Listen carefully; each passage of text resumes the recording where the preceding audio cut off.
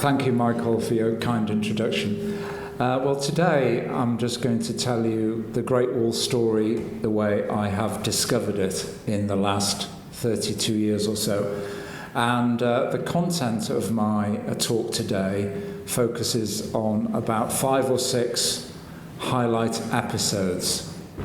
And we're going to kick off, because it's easy technically to deliver a video at the beginning rather than midway through the talk. We're going to kick off with an exhilarating clip, which is actually the introduction to my latest documentary, which has just come out of our homemade studio in Beijing. So without further ado, let's introduce the Great Wall this way. Ulaanbaatar, the capital of Mongolia. Cities are new to this far edge of the world, and as buildings rise, so do monuments to the nation's founding hero, Genghis Khan.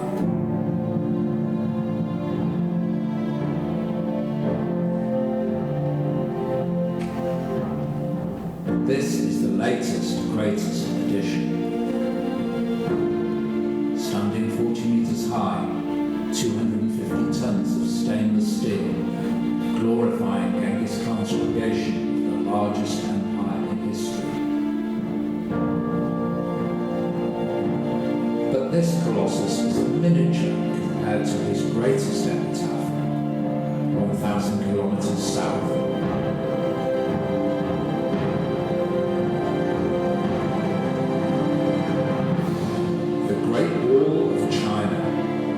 Ancient shield stretched across the frontier of the Ming Empire, undeterred by any terrain, crossing mountains and deserts, with fortresses built at its most strategic points, its towers garrisoned by 750,000 men. To stop history, a Mongol conquest of China repeating itself. That's me below. I'm William Lindesay. I was captivated by the battlement-like symbol of the Great Wall marked in my Oxford School atlas, and I vowed to go there and see it all, an ambition that revived itself during a marathon along Hadrian's Wall in 1984. In 1987, I traversed the Great Wall from desert to sea, covering 2,470 kilometers on foot. And I've stayed in China ever since, exploring more of the Great Wall's ruins from different dynasties in their many places, seasons, weathers for 2,800 days. Along the way, I've often laid down to rest and reflect, looking up at clouds or gliding ball and imagine their view. Now the daydreaming is about to end. For the next 2 months, as I carry on walking, my sons James and Thomas will fly drones to give me those bird's eye views of the Great Wall that I'm sure will be the greatest of views. It was during a winter's walk and flight out there that the lads and I pledged to devote the whole of the following summer crafting a realistic portrait of the Ming Dynasty Great Wall, a fitting tribute to my 30 years exploration of it. Starting out from the sea, we'll head inland through mountains north of Beijing, seeing it change in material as we go westward, becoming mud, crossing the Yellow River, continuing its endless journey along the Silk Road, past sand-buried fortresses and walled towns,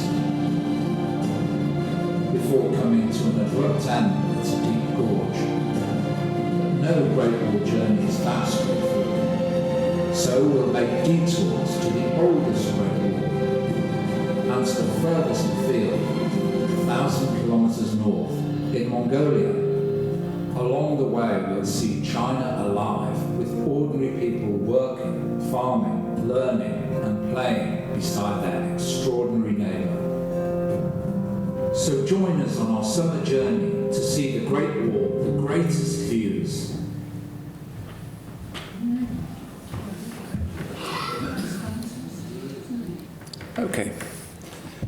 Right, so let's get going over the Great Wall and far away.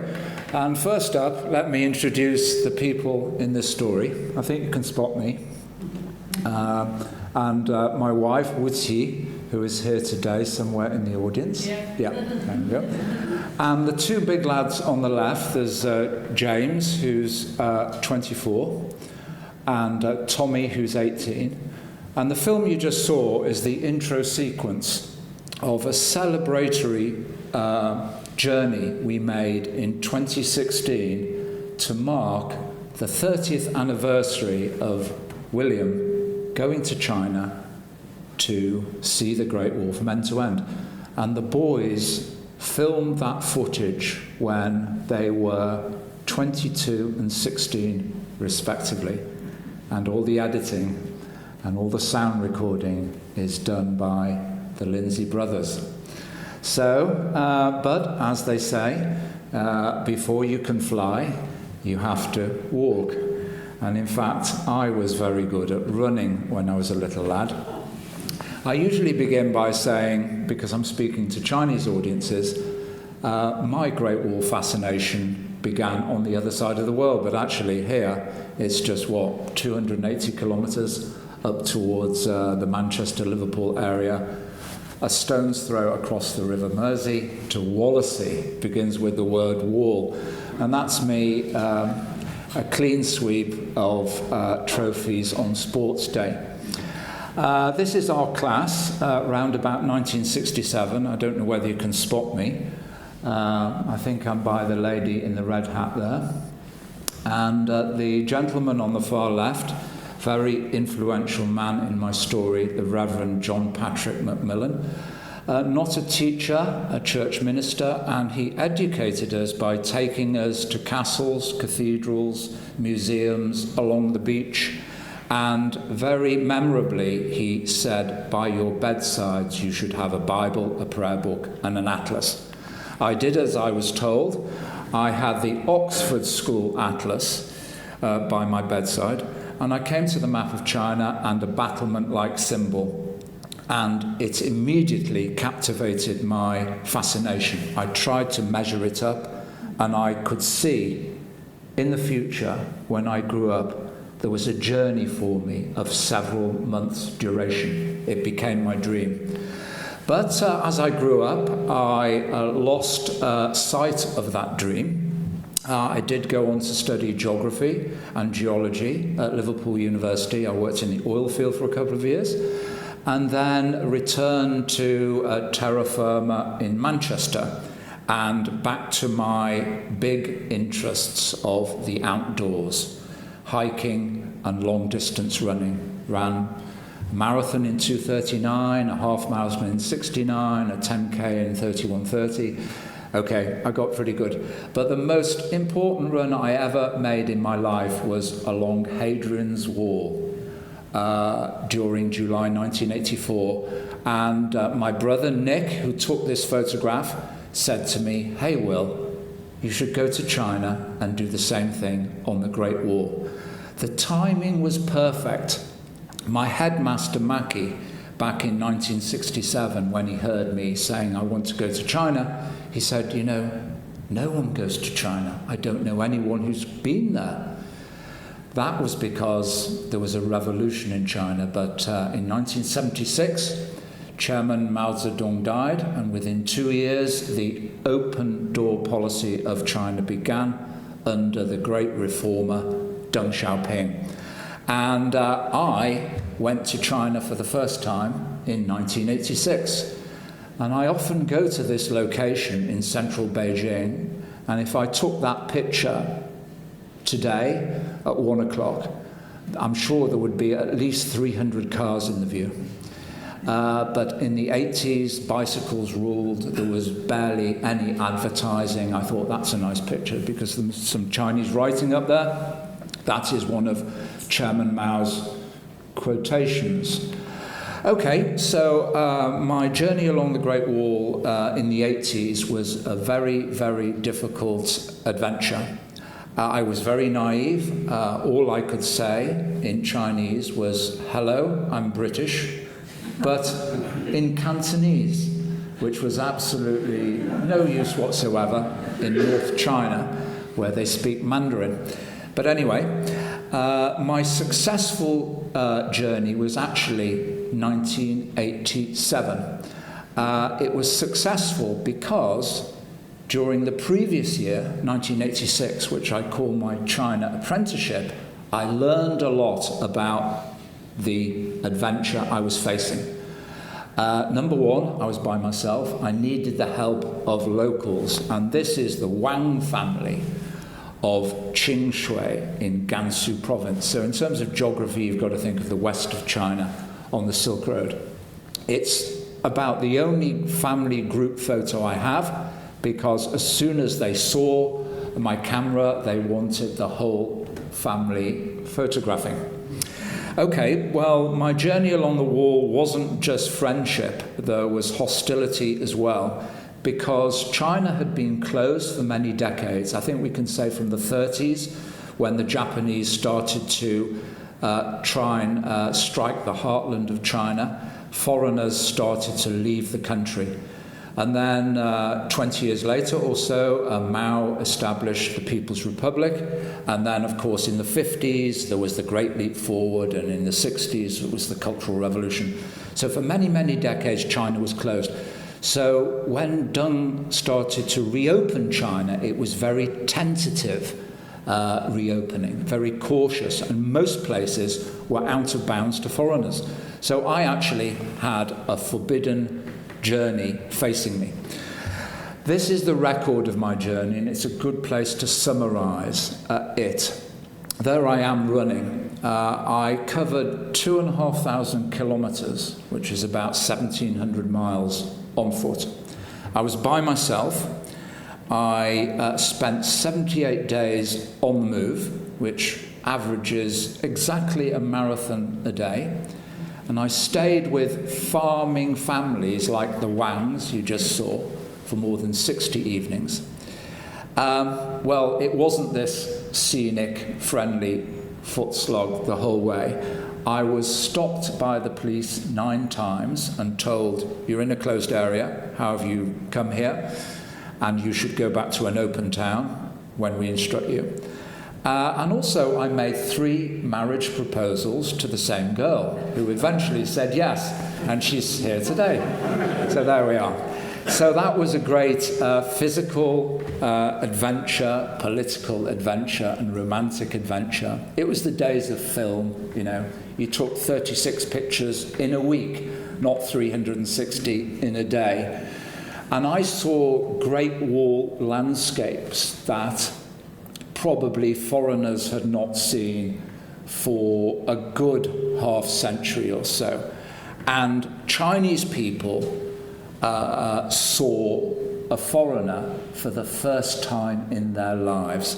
I know that because 2 years ago, when my family flew the Great Wall, we were filming during the golden hour of dawn and dusk, and in the day we were revisiting families who had written in my diary.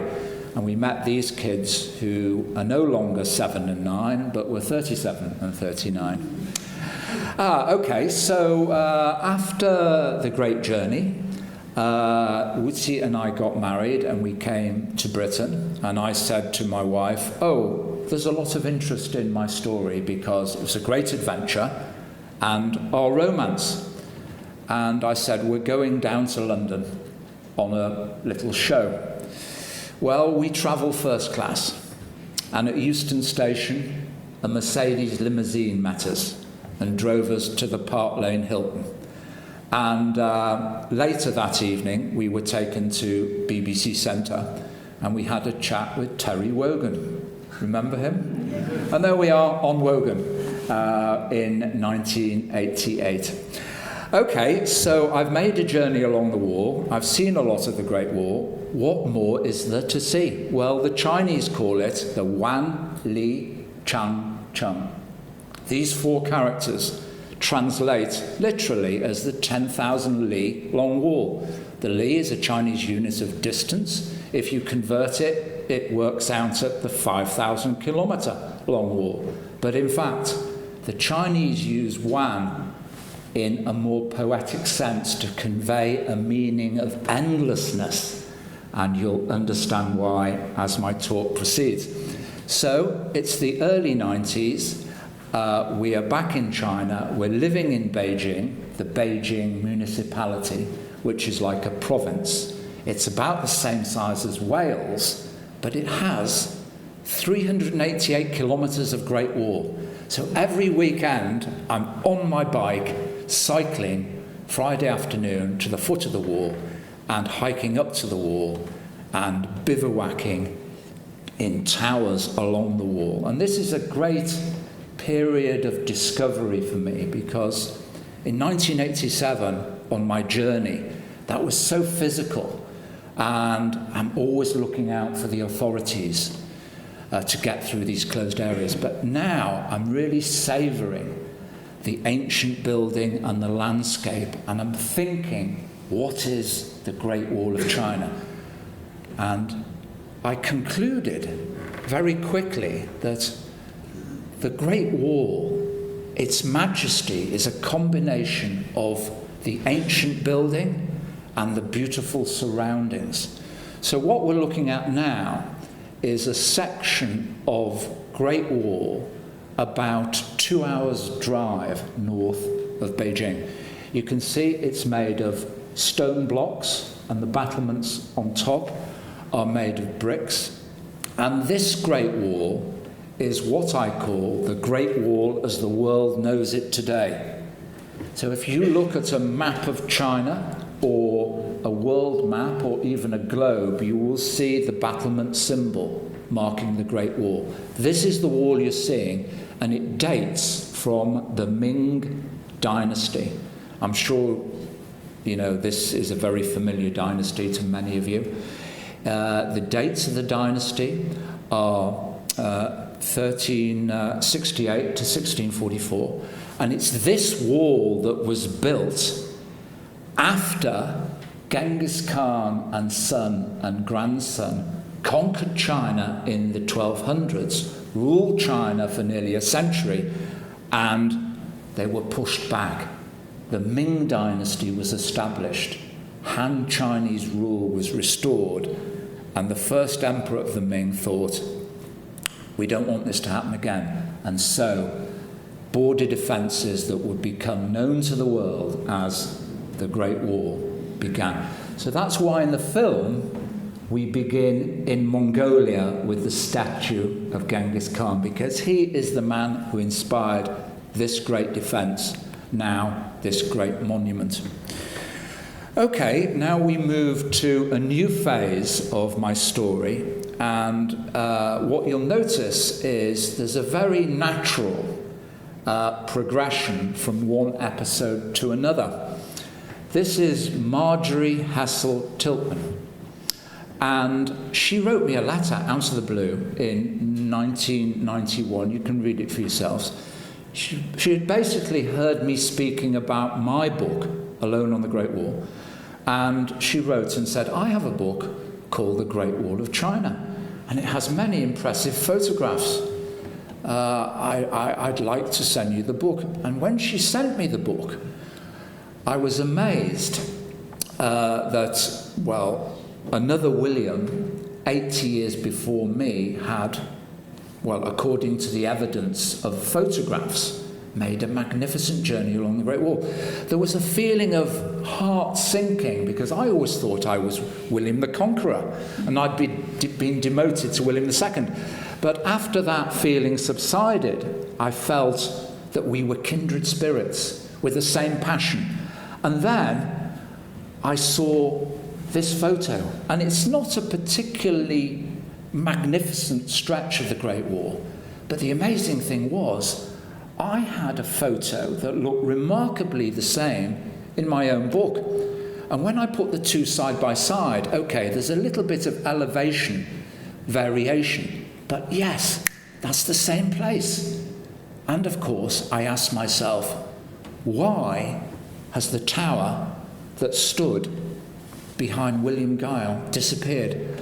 I immediately saw the value of vintage photographs, and I began to collect them.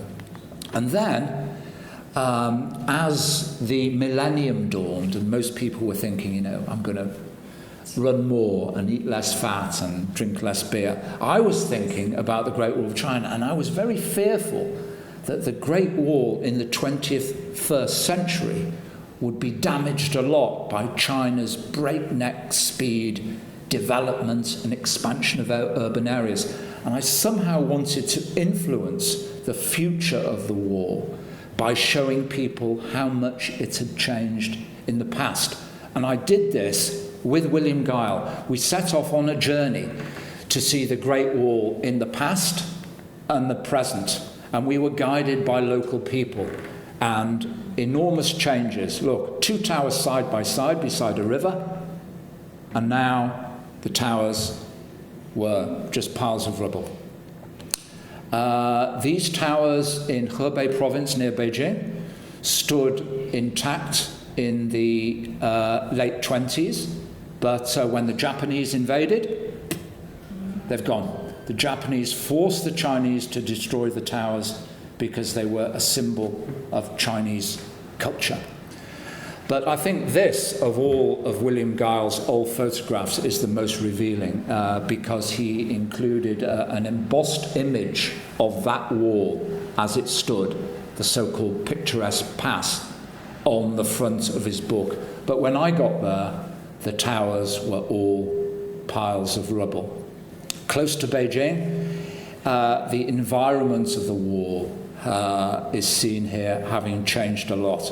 That's taken probably in 1871 by the Scottish photographer John Thompson. And now the same location, standing a bit further back, you see the expressway. This is modern China meeting the Great Wall full on. And this is actually one of the great conservation challenges, that the Great Wall is an ancient linear building, and China modernizes and spreads out and inevitably finds itself in collision with its past in so many places along the ancient frontier. Well, this is still the William Guile story, but not in China, in Pennsylvania, Doylestown, Pennsylvania. Beautiful American house, and the Chinese characters on the wall are from steles that one finds at the desert terminus and the seaside terminus of the Ming Wall. And this was a wonderful journey in which I managed to fill many of the gaps in William Guile's book, because he wrote a book, gave it to the editor. The editor obviously left great chunks out that they thought were not of interest to the reader. But by going over to his birthplace, I met his grandsons, and I was the first researcher to go through his expedition diaries and notes. So it was a great, great revelation.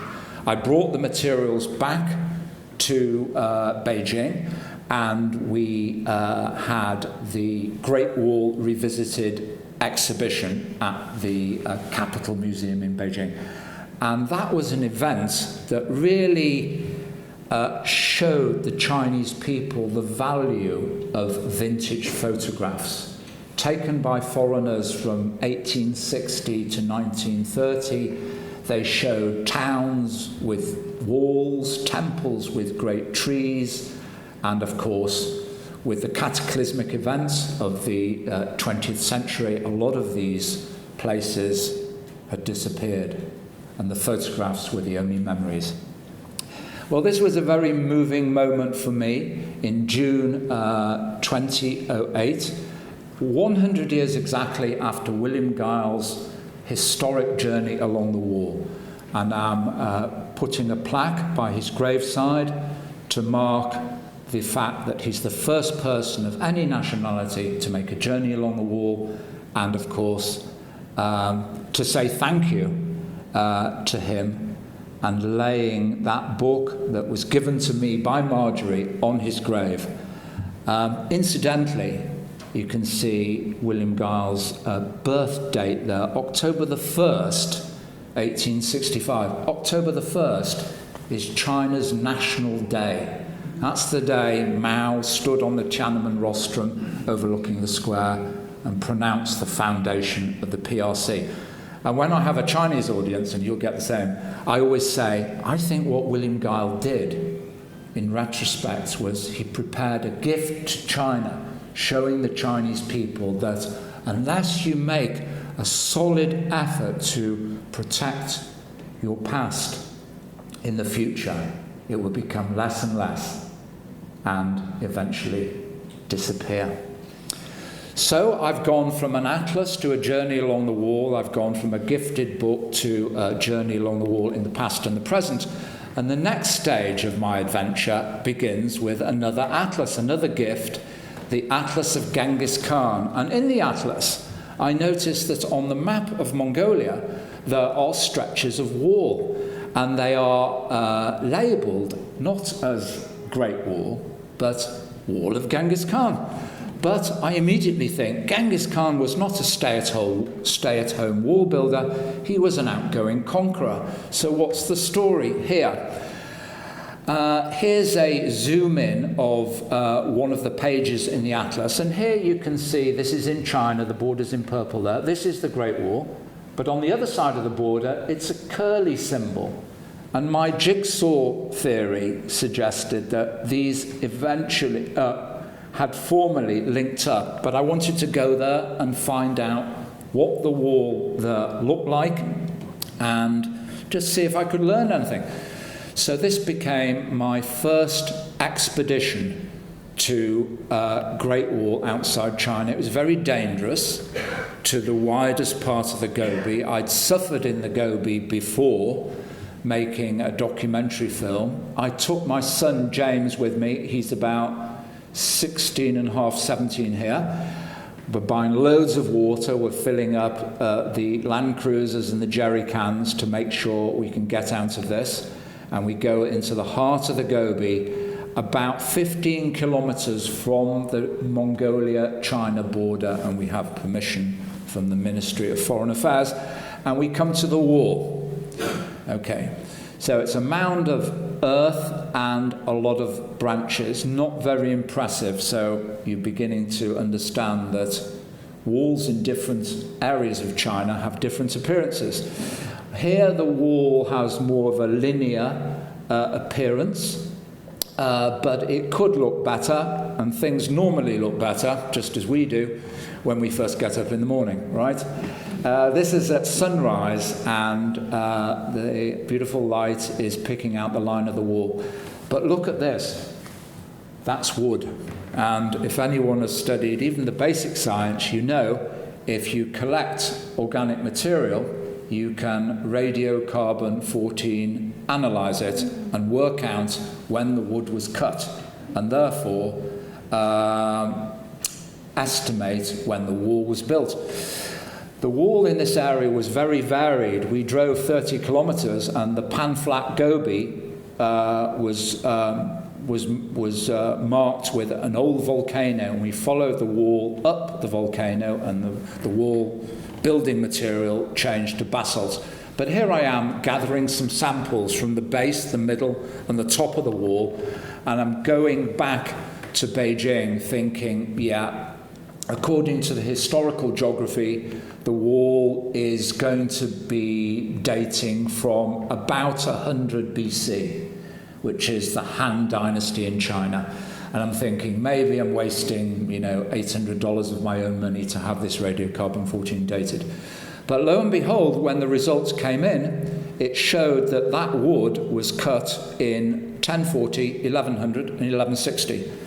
And I did my homework from the histories, and also looking at the extent of empires around the 11th, 12th centuries, and I put forward my theory that that wall dated from a dynasty called the Western Xia. You've probably never heard of this dynasty, but it's a dynasty that was not thought to have built a great wall before, but that's because, I believe, Genghis Khan destroyed everything the Western Xia people built because they resisted him. And that was his policy. Resistance means destruction. Surrender means you become one of us and we can work with you. It made news all around the world. It was in the Daily Mail, so it must be right, yeah? And I was getting more and more interested in Mongolia, so I decided we should go to a different part and look at one of those other segments of the so-called Wall of Genghis Khan. As you can see here, it's not desert, it's steppe land, prairie. The average altitude is about 1,300 meters above sea level, and there's the wall. Can you see it? Yeah, it's this, the grass in seed is just picking out the golden light. It's taken about 4 o'clock, and that's Tommy, our youngest son, when he was about 12. We're measuring it, and I'm thinking there's a theory as to why this wall here might have existed, and the theory is a single sentence in The Secret History of the Mongols. The Secret History of the Mongols is basically the life story of Genghis Khan written in the first Mongol script, a script invented because the people thought Genghis Khan is so awesome, we've got to write down his achievements. And the line I'm interested in is, I built a wall of earth with a fence upon it to keep the wild beasts at the heartland of the Khans. And this is a contemporary children's book depiction of the wall and the fence. So wait there. Nothing's happening. Okay, we may have a little technical problem, so I'll try and carry on speaking and trying to sort it. It's usually beeping because it's telling us it wants to do something else. Okay. Let's see if we can do that. Should we escape? Yeah.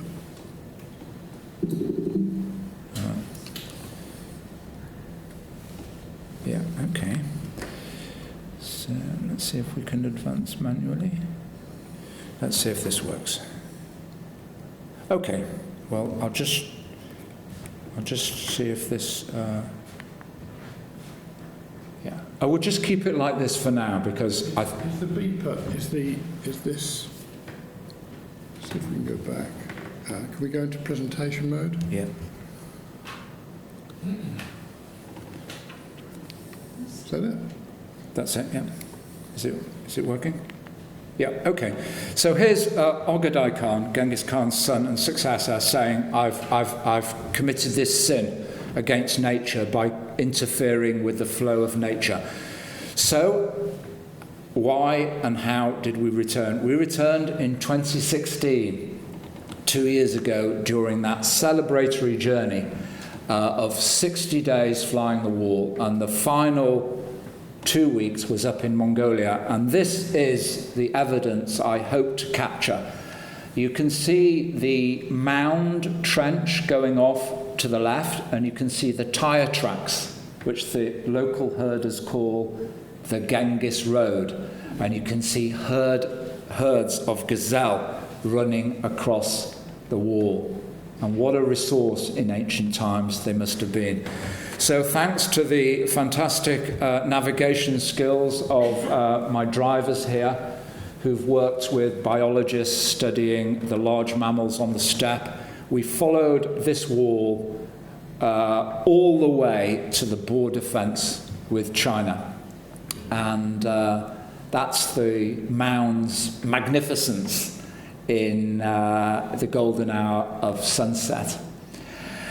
Well, spending more time in Mongolia, I realized that the benefit was not just to elucidate the origin of these mysterious walls there, but it gave me a view of the Great Wall from the other side of the wall. And along the way, I saw many things in museums in Mongolia that I thought were very important episodes of the Great Wall story. And of course, I'd seen things for donkey's years in London, at the British Library, in the US, even in the Vatican Museum. And I thought it would be great to step back from the ruins of the Great Wall for a year or two and study them. And the breakthrough came just after I published a feature in the Chinese edition of National Geographic magazine. And the editor liked the feature and said, "Does William have any other ideas?" And I said, "I'd like to present the Great Wall story by analysing 50 objects that we find off the wall." And the editor said, "Yeah, let's do it." So I got 4 pages per issue for 2 years. And both Chi and I had a big job on our hands. Well, I'd collected many things that could be included, and here we are in my little Great Wall back in Beijing. This is my study, and you can see me and my wife there, and this is Professor Wang of the Shanghai Guan Great Wall Museum. And we're looking at composite bows, rubbings, a book on the Great Wall written by William Guile, a book on Arlstein's explorations, a poster from the Cultural Revolution, and all kinds of things. And we're deciding which objects to include in my study. There were a lot of maps because I studied geography and I love maps. This is a grid reference map. But I think a good object to select is the map of China, the first published map of China in the world's first modern atlas. So this is a 1584 copy in a private collection in Scotland, and the atlas is open. It's a very big, thick folio volume, and here is the mastermind of the atlas, Abraham Ortelius. He worked in Antwerp, and that's a close-up of the map, and you will have to kind of tilt your head to the right to orient yourself. And this is the Pacific Ocean, this is Japan, and you can see, well, we zoom in at the top end of the map, and we can see the wall in dark red going through the mountains, and any of you who remember any Latin will be able to translate that. It says something like, "A wall of 400 leagues built by the king of China to defend his kingdom from Tartar invasion." And this is the way people in Europe, the wealthiest people in Europe who could afford this very expensive book, learned about the legendary Great Wall of China. And the legend grew. 6 years later, a cartographer in the same town, Cornelis de Roda, he published an atlas, and his world map is the first world map that looks like the world to show the Great Wall. So obviously it's in the Eastern Hemisphere by the Zephyr, the second down there, and I think, yeah, that's the zoom in. We have the wall and a tower, and the Great Wall has graduated to world fame. And I think this is the reason why the Great Wall today is arguably the world's most famous building. In my selection of 50 objects, I had to include weapons, because as I lead trips to the Great Wall, so many people say, "Oh, it's all very well, very beautiful," but what weapons were they using? Does anyone have any idea what these could be? They're actually a mixture of landmines and grenades. The basic material and design is similar. It's an igneous rock, hollowed out, and they were packed with gunpowder, in the case of a landmine, buried where the enemy was likely to pass, or they were used up on the wall with a little fuse that was lit, and they were thrown off the wall to explode at the foot of the wall. So this is a purpose-made Great Wall theatre of war weapon, and these are all dating from the 1570s, and I've collected all of these in the vicinity of our farmhouse, which is about a mile from the Great Wall north of Beijing. Another great weapon the Chinese used was the crossbow. The crossbow had an ingenious little device called the trigger mechanism. And here we have China's last remaining bow maker. And that is a Han Dynasty style crossbow he has made for a museum. And that's the kind of crossbow the Chinese were using against their nomadic adversaries 2,100 years ago. The crossbow was deemed so brutal when it actually arrived in Europe in the 1200s. A pope said it was such a barbaric weapon, it should not be used by Christians killing other Christians. Well, from the other side of the fence, the nomadic people's great skill was their hunting heritage. They rode the horse supremely well, and they used the bow and arrow from the back of a galloping horse.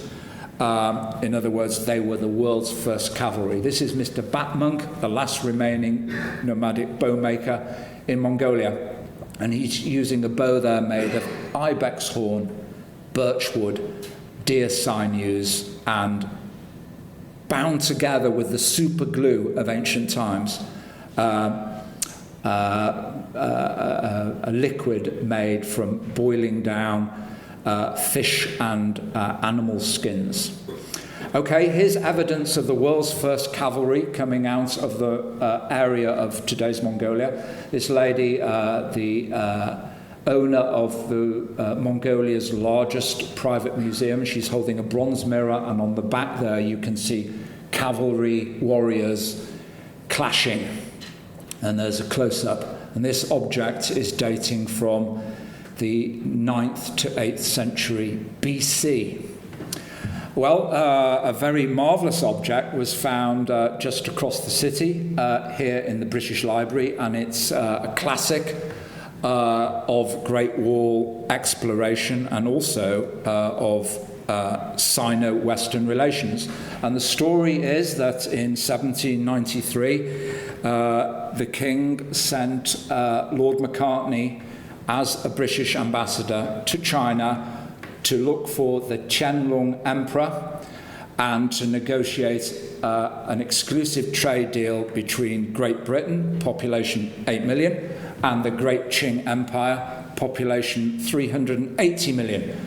The Qianlong Emperor said, Great Britain, where's that? What do you have?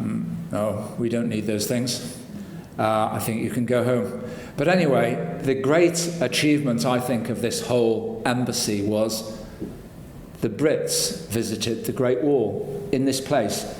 And there was a captain who was an excellent artist, and he made watercolour paintings of the mountains, and the image became the standard image of the Great Wall before the advent of modern photography 60 or 70 years later. And in his field sketchbook, he produced these beautiful plans, sections, and elevations of a very short piece of the wall. Most of the people on the embassy, they were overawed by the Great Wall's immensity. They guessed there was more building material in the wall than the whole of Great Britain's buildings of the day. But William Parrish, he focused on what was in front of him. He measured everything, and we have this wonderful insight, the only extant plan sections and elevations of the Ming Dynasty Great Wall of China. So a great journey is coming to an end, and the icing on the cake is it's been told to the Chinese people, and Penguin decide this is a story worth telling to the world, and we publish a book. I think it was my fourth, The Great Wall in 50 Objects. And more or less, the final episode of my talk today is back to that celebration. which started to become a plan in 2015. So certainly in the 90s and the early part of this century, a number of publishers and filmmakers came to me and said, "Hey, William, you seem to know a lot about the wall, you have many good contacts. When can we do an aerial film about the Great Wall? When can we do the Great Wall from the air?" And I said, "Unless you have a budget of several $1 million, don't even start, and we need to get the Chinese Air Force on our side because they control all the airspace." Well, I would never have thought that there would be a flying camera that produced very stable, beautiful images, and it would be called a drone because, drones have a very bad name. Yeah, they're weapons of war, or there are these objects that interfere with civil aviation. But for us in China, the drone has been a magnificent tool to open up a whole new view on something we thought we knew, but it's something we've only seen from one angle. So the great journey began, I think, in 2015. The boys, who I've already introduced, they were playing with cameras from the age of 7 or 8. I think Jimmy had his first Nikon when he was that age, and he had his first Leica when he was 21. Tommy, being the younger brother, standing up there, he loved cameras, but he liked to use the video mode. But in 2015, they came to me and said, "Dad, buy a drone." And I said, "No way. I'm not spending over £1,000 on a drone. You're going to come back and tell me it's crashed into a tree." Well, after about 3 minutes of pestering, I said, "Okay." And they bought a DJI drone. And they marched out of our gate, which is about a mile from the wall, and they were out 2 hours, 3 hours, 4 hours, 5 hours. And I thought, it's going to be bad news. And they came back grinning like Cheshire cats. They downloaded the footage. It was fairly grey, murky weather, but I was amazed at what I saw. And immediately I said to Chi, next year, when we celebrate our 30th anniversary at the wall, the theme is flying. So we set out to fly above what I considered to be the most beautiful, the most surprising, the most significant parts of the Great Wall. And the duration of the journey, well, it had to be summer because the boys were in school and university respectively. As for the duration, I thought, I'm going to be 60. Why not fly for 60 days? So we did.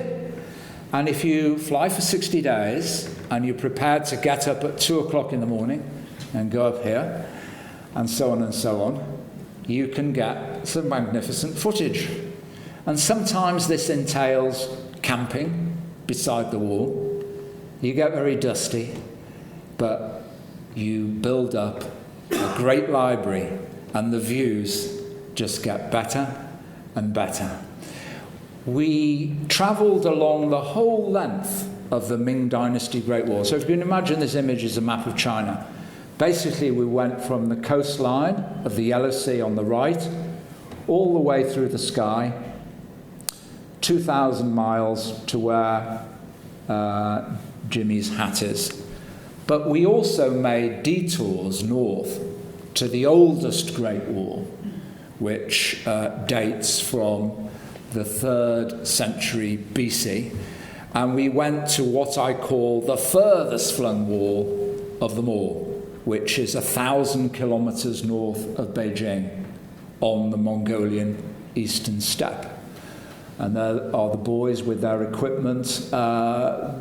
Most of the footage was captured by this machine, which has 2 controls. One person controls the flying, the altitude, the direction, and one person controls the camera. And the lens is interchangeable. That's the takeoff pad to minimize the dust kick-up. So these are some of the magnificent images we got. This is the wall of Genghis Khan on the eastern steppe. It's about 50 kilometers from the border. And this wall, in the broad light of day, looks nothing. But as you can see here at sunset, just after a thunderstorm, it literally looks out of this world. It looks like one of those lines on a planet, Mars. I'm sure many previous speakers in this hall could give a better explanation. Yeah, what's this setup? That's Jim there, and the light is so bright that his wife is holding an umbrella, and there's a fellow filmmaker assisting. And we had I'm not sure whether it was luck, but after a week's waiting at this location, this is the fortress that marks the western end of the Ming Dynasty Great Wall, we had the most amazing sunrise. It was a miracle. Golden, red and orange light through a 5-minute length crack in the clouds. Absolutely outstanding. And those are the details. The story of our journey made it onto BBC News, the most watched, the most popular.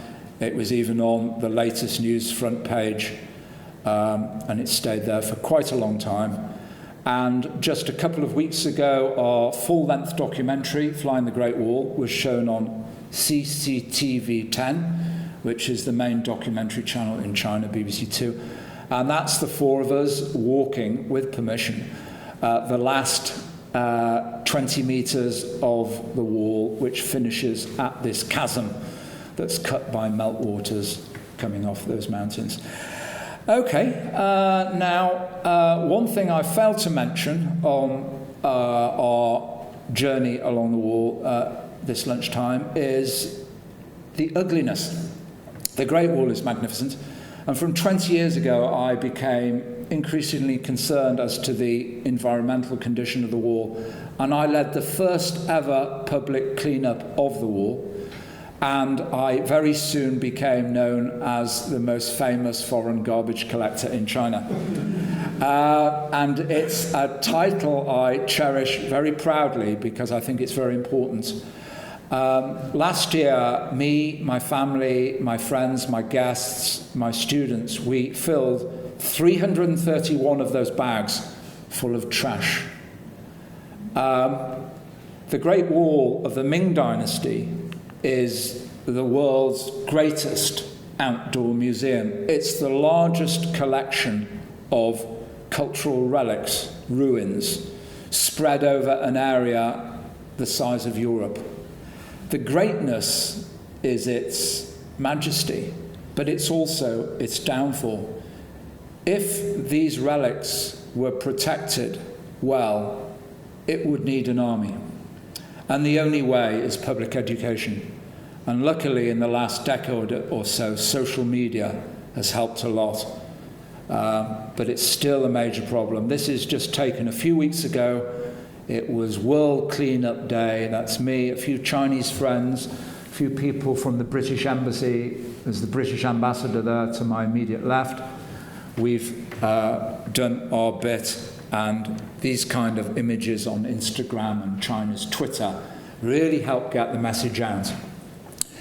So there we are. That's the Great Wall. I went to China for it. I've stayed in China for 32 years for the Great Wall, and I'm going to stay there evermore for it.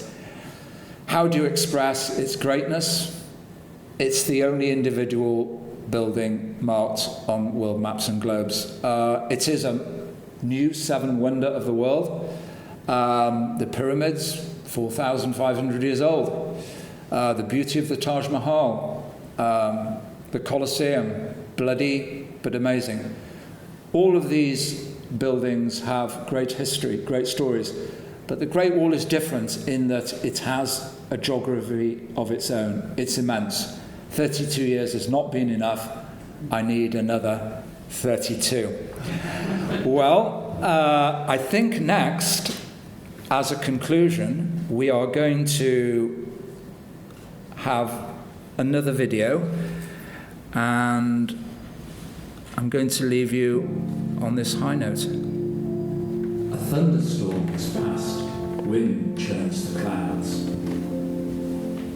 Sensing the drama is about to unfold, we hurry up to the wall and launch, just as the curtains are parting down the ridgeline.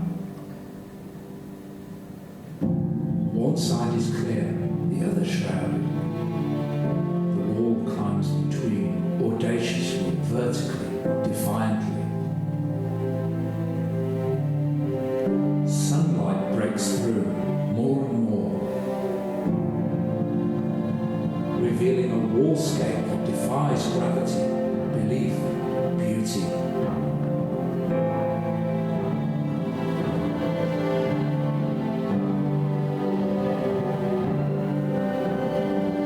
This is Genghis, where the wall enters the realm of the airborne, clouds and eagles, 1,000 meters above the plain.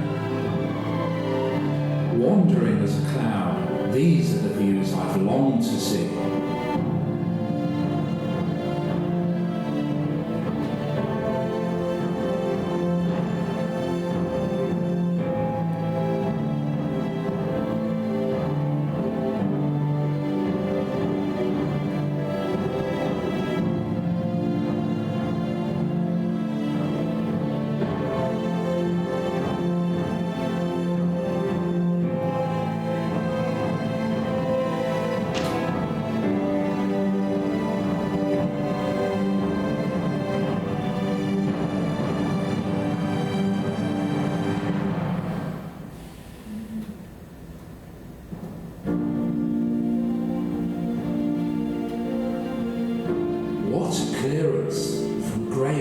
Into bright vista, revealing an enclave of antiquity that surrounds, dizzies, mystifies and captures.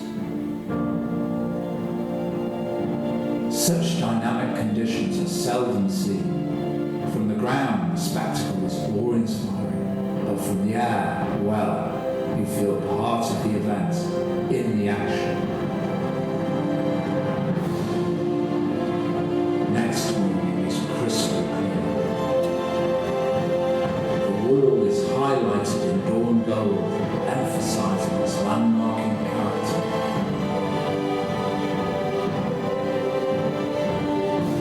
Sunrise for us right here is a very special momentary event.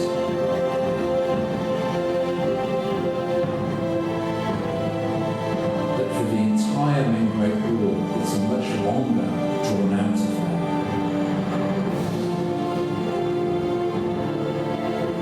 It takes 1 hour and 20 minutes for its whole east to west length to be illuminated.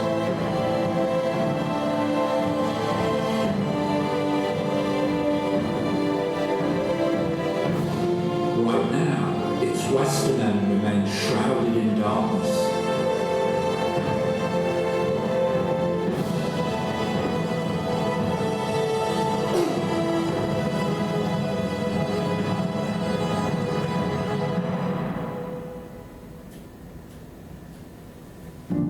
Aside from its history, the outstanding feature of this Great Wall, one of the new 7 wonders of the world, is its immense geography.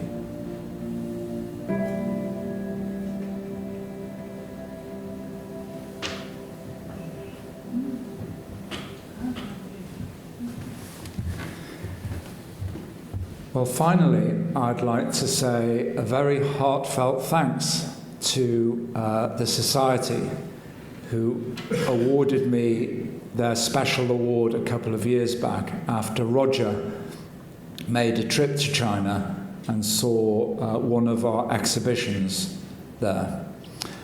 And also a very big thank you to Michael for arranging the talk and the very lovely venue here today. Thank you very much.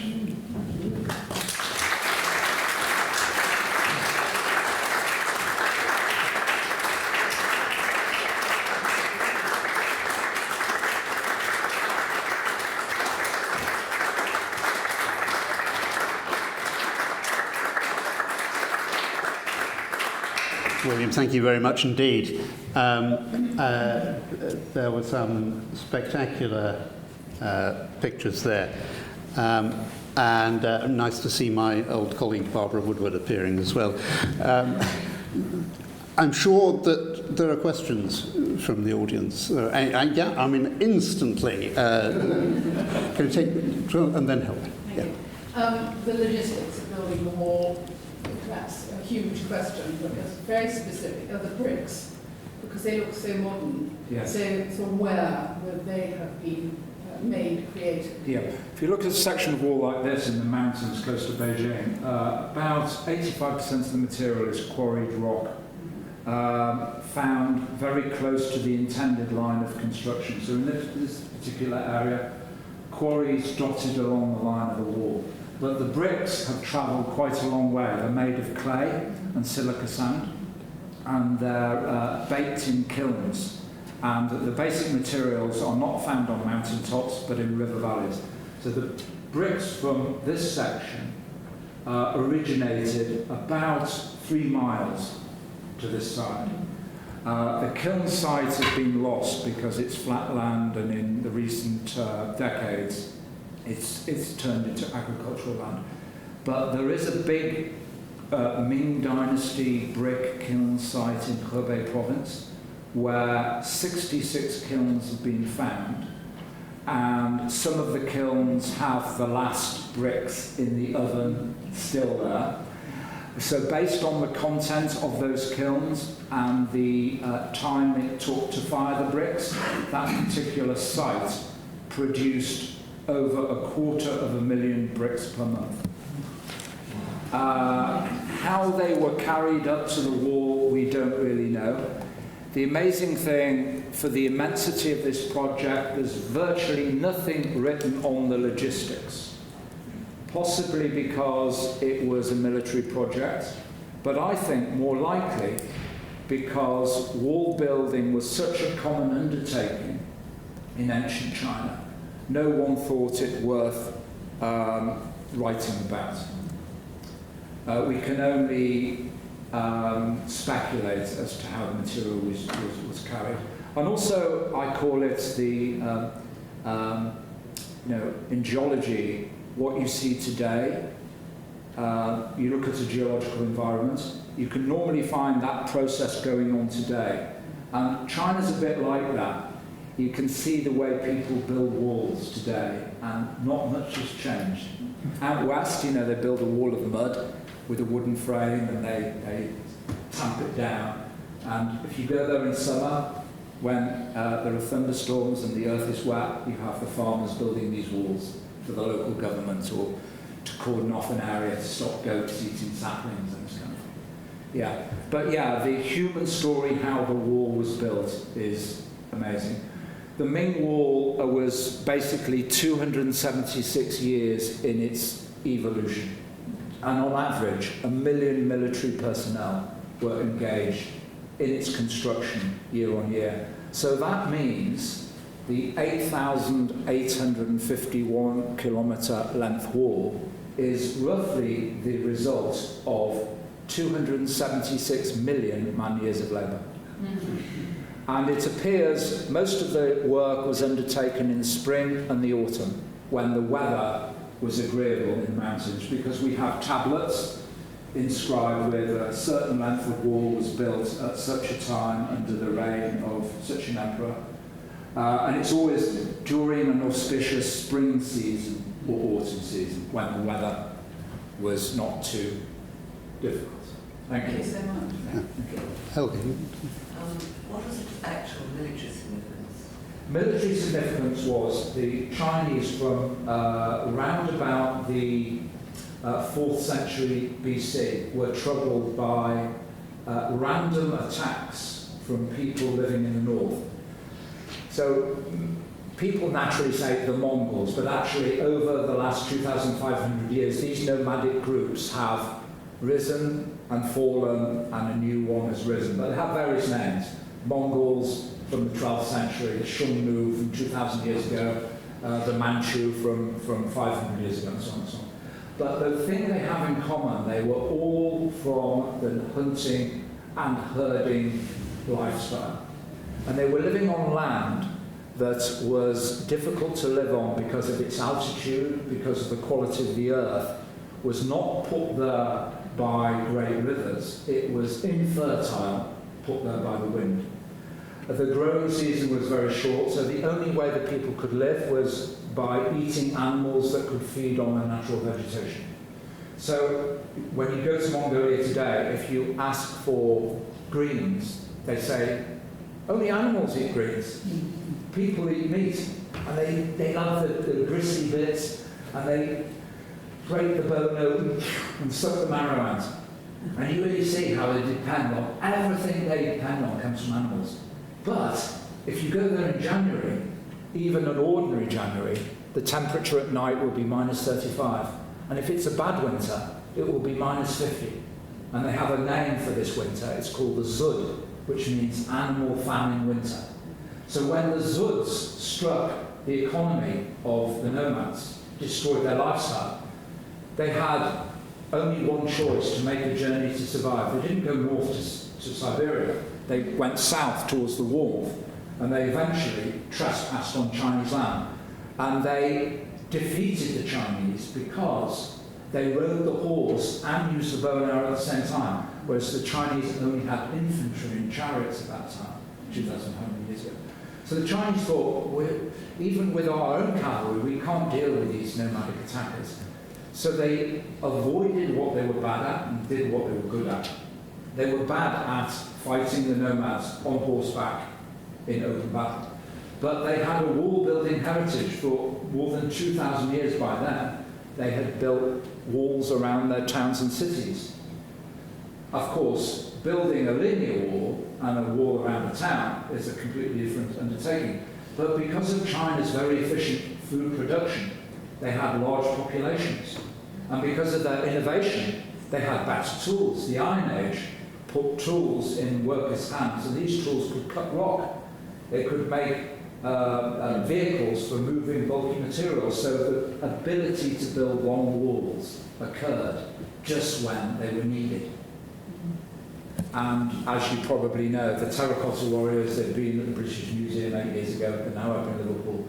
It was Emperor Qin Shi Huang who defeated the other kingdoms around him and created the first truly centralized empire.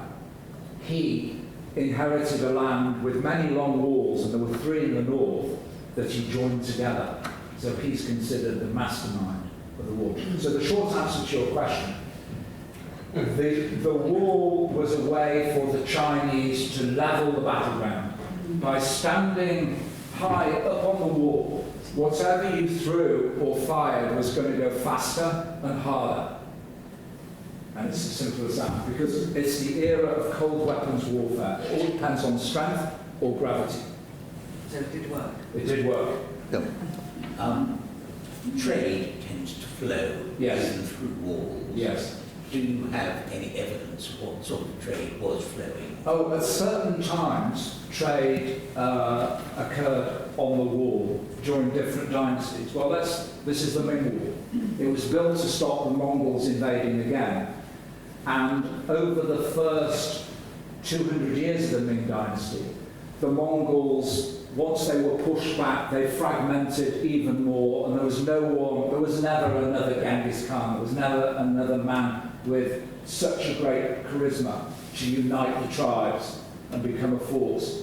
So the Chinese realized this. So to maintain the momentum of peace, they established so-called horse tea markets along the border. And they selected a number of locations whereby once a year or twice a year, Chinese merchants from the south could engage in trade with nomads from the north. And of course the products they had were very, very different. The products from the north were semi-precious stones, exotic furs. Products from the south were textiles, medicines, tea and alcohol. So that was flourishing in the early 1600s. And if we go back 2,000 years, we have a lot of trade across the Han Dynasty wall. And that's a bit of a longer story, but there were quotas every year sent to the Shunmu chieftain. And he got all his goodies, and the deal was, I've got my goodies, and then I'm not going to go south. But not everyone listened to him because he didn't share his goodies. So he would have a meeting 2 years later with the emperor, and the emperor would say, you didn't hold your side of the deal. We delivered so many cartloads of textiles, alcohol, tea, and you broke the rules. He said, well, you didn't give me enough, you need to give me more. So eventually,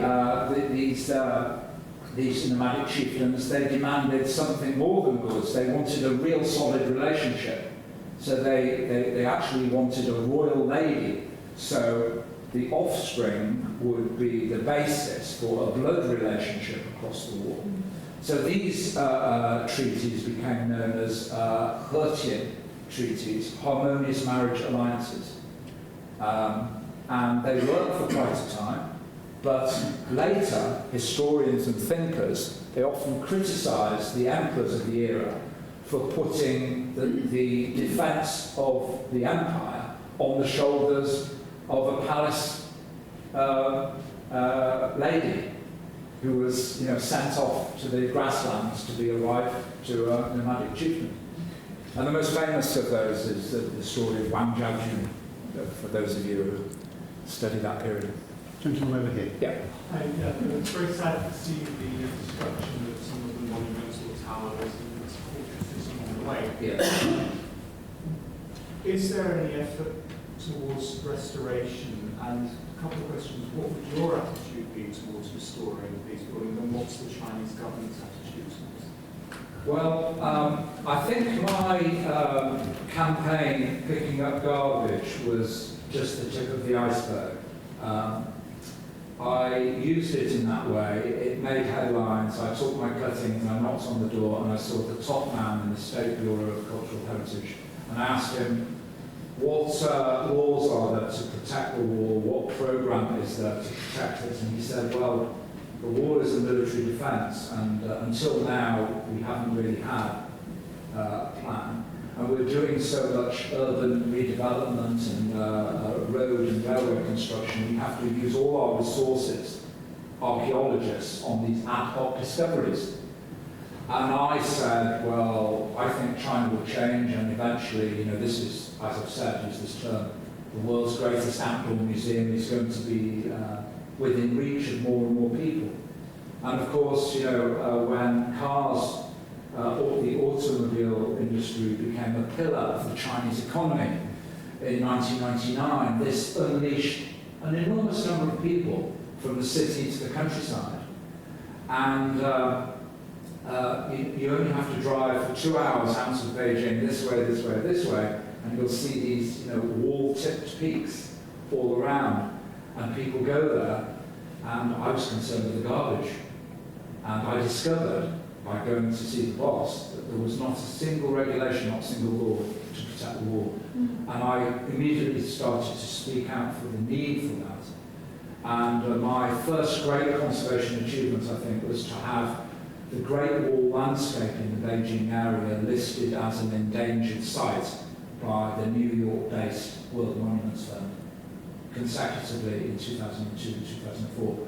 And the news wasn't released in China immediately, but I think it made the officials realise that the wall is more than these tourist locations. It's this term wild wall, which I conceived, because, the tourist locations are managed, but all the thousands of kilometres in between, overgrown and crumbling, are unmanaged, wild wilderness.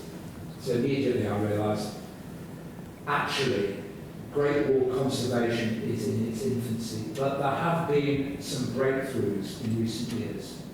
There is now a government department that has evolved from the team that surveyed this wall between 2003 and 2008.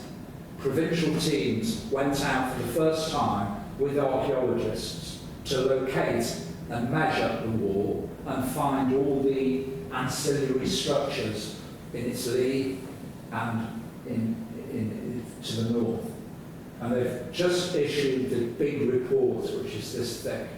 And from the teams that did that, we have an office, an organisation that has now become responsible for Great Wall conservation.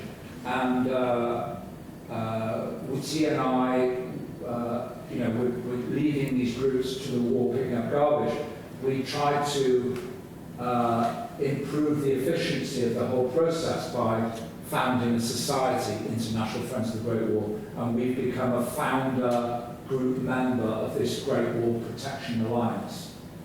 So there's optimism, but there's a huge amount of work to do, because this linear structure dating 500 years old, we've got the high-speed railways, the expressways, expanding towns, and so on and so on, and city people going out there and being amazed at their heritage. But the hardest job for me is to tell Chinese people up on the wall, why did you drop that litter? This is a world heritage, this is your national icon. I know it's the Great Wall of China, but this is part of my world. I have to say that, and it's tough to do. And luckily, the Chinese people are very gracious and very receptive. Not one person has ever challenged me back or swore at me and said, you're a bloody foreigner, what's this to do with you? Which might happen in Great Britain. But thankfully in China, the response is, oh, yeah, we should learn from our Western friend. Their environmental protection has a longer history than ours. So, yeah. So it seems quite difficult for anything to actually ever be sort of restored, because we're just talking about so far as conservation of what's there, let alone restoring some of those structures that you showed in the earlier photographs by Guy. Yeah. So that's a long way off ever. But I just wonder what your attitude would be if that ever happened, whether things should be restored. Yeah, I think that this is a very interesting question, because the good thing about the Great Wall is there's a lot of it. And it seems logical to me that the approach to conservation need not be the same in every area. Of course, we need the tourist areas, because most people want to go there for now, take a few pictures, walk 200 yards.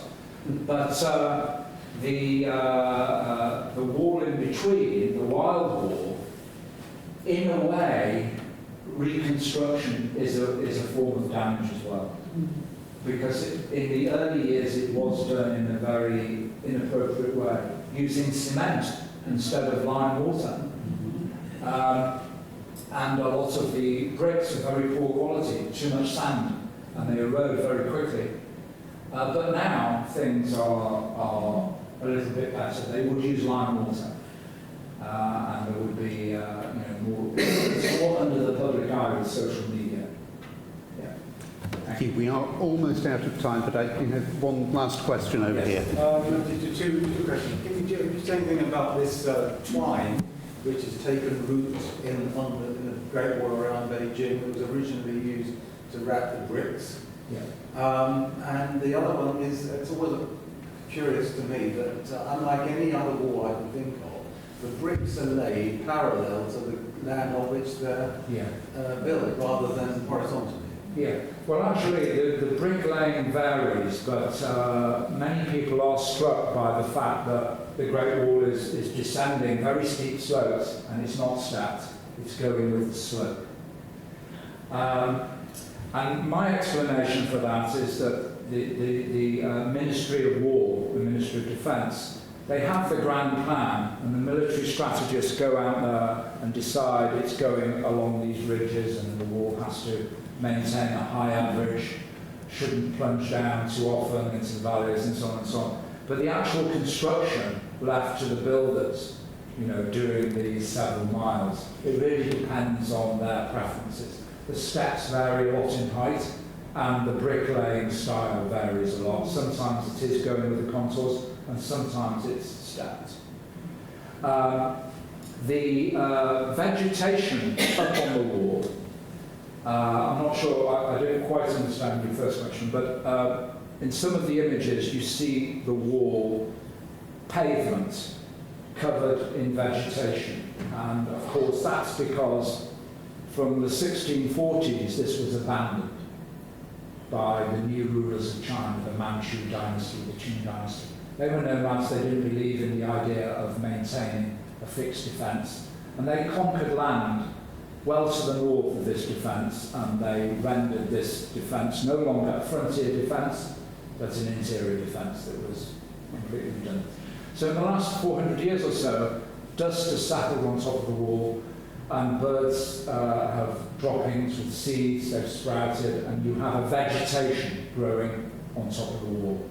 And the vegetation of the flora is quite varied. But the material for wrapping the bricks, well, you know, from what I've seen on farmland close to the wall, farmers use local plants for weaving baskets. When they bring wood back from the forest, because they still burn wood, they don't use string or one of these elastic things. They use some stalks and things.